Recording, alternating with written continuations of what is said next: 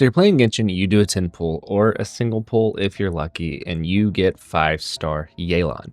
Now what do you get with Yelan besides the super secret agent of Ningguang? Well, Yelan is a bow-wielding Hydra user, and she is actually one of the best kind of off-field Hydra applicators in the game. And in this video, we're going to look at how Yelan works. Now, yes, this is another one where I am going to be using the trial Yelan. In all of my years of Genshin, I never actually pulled Yelan. I just never have. So does that mean that you shouldn't pull her? No, you should, because she's phenomenal. I just never pulled her. Kind of crazy. Anyway, so whenever we're going to look at Yelan's normal attacks and her charge attack, there is something that we have to talk about. As you can see, her wristband, her little bracelet, is glowing right now. This is going to be her breakthrough effect, which is going to decrease the charge time for her charged attacks. Now, you can reset this effect by spending 4 seconds out of combat.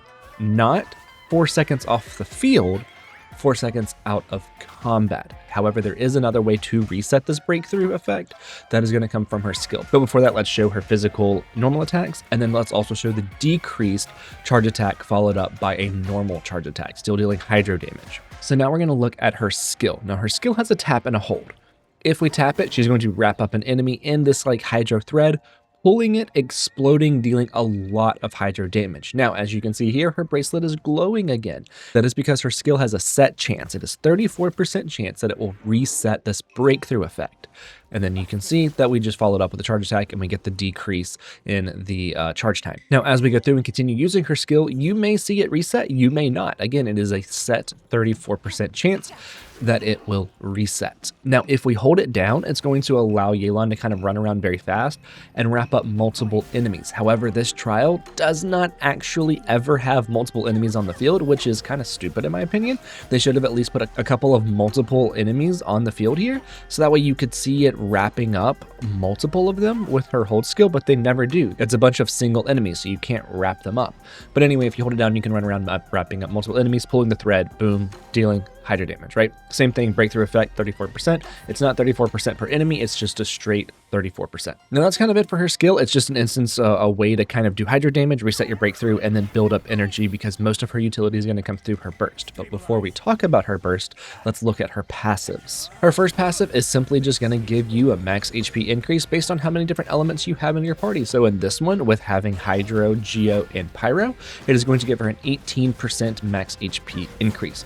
Now this max HP increase is more than the double Hydro buff from Hydro Resonance. However, in this particular team, Hu Tao would like the double Hydro buff, whereas Yelan may be losing a little bit of HP by having 2 Hydro characters. It would actually give HP to Hu Tao, which is going to be very important too. So if you're running like Hu Tao and Yelan in a traditional team, then you're going to be running Yelan, Hu Tao, and then a second Hydro character. So that way you can give the Hydro Resonance HP buff to Hu Tao, not necessarily Yelan.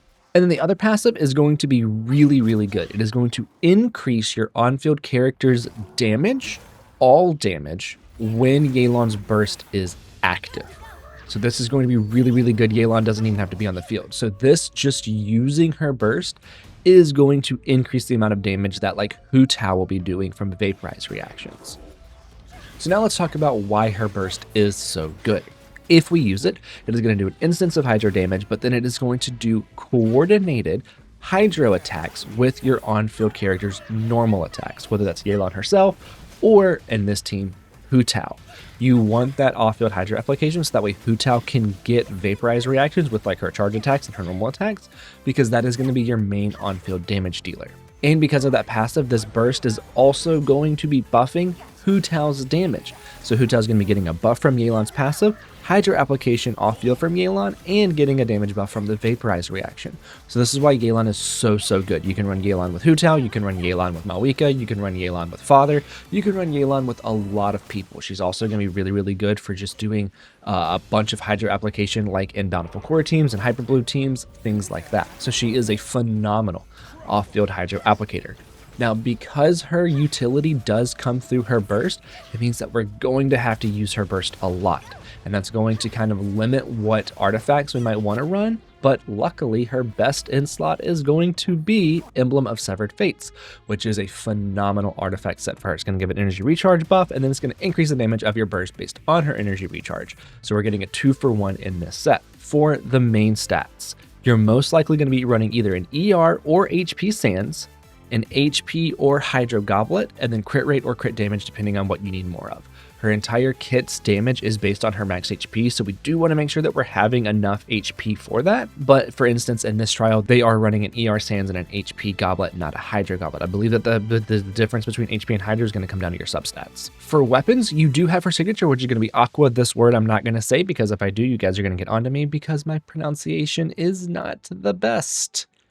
This is going to have a crit damage main stat as well as getting up her HP, and then whenever there are opponents nearby, the damage dealt by this wielder is just increased by 20%. So this is really just going to be a really good stat stick for a lot of other bow users as well. If you don't have this weapon, you do have a couple of good options. You do have other 5-star options. One of them being Skyward Harp, which is going to be a standard 5-star weapon, and she can make very good use of this. This is going to be very much of a stack stick where it's going to increase your crit rate and your crit damage. Nothing else in the passive she can really do anything with. If you do not have Skyward Harp, you do have some other good options, mainly being something like Favonius, which is going to be good, especially because you're going to be building her for crit rate anyway, and it's going to help her give her back energy.